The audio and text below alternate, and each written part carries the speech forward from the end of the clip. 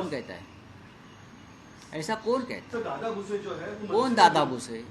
दादा भूसे को क्या मालूम है? देखिए, वो जो जीआर है ये देवेंद्र फडणवीस का जीआर है, इसलिए तो कल उसकी हम होली करने वाले हैं ना। ये लोग पगला गए, दादा भूसे हो, राज्य के मुख्यमंत्री हो, डिप्टी सीएम हो। ये केंद्र ने थोपा हुआ निर्णय है, ये राज्य सरकार का निर्णय नहीं है। ये जो राष्ट्रीय शिक्षा धोरण है, पॉलिसी है, ये मोदी और शाह की देन है पूरे देश को, और हम सब राज्य उनके खिलाफ खड़े हैं।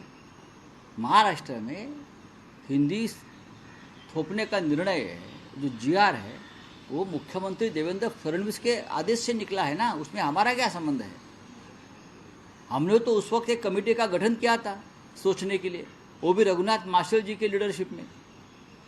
वो आया है रिपोर्ट, वो कहाँ पड़ा होगा, वो रिपोर्ट आप पढ़ लीजिए जनता के सामने, हम भी आ जाएंगे सुनने के लिए आपकी बात। चलिए, सीजे का एक स्पीच आया है, उन्होंने कहा है कि न्याय जो है लोग जनता के हित में आना चाहिए, पर लेकिन आज की तारीख में उसे कहीं आतंकवादी हित की तरह देखा जा रहा है। किस तरीके से आतंकवादी गलत हित से यूज किया जा रहा है? गलत हित से यूज तो न्याय व्यवस्था को यूज किया जाता है, खास करके 10 साल में हो गया है। ये सिर्फ जस्टिस साहब को मालूम होना चाहिए।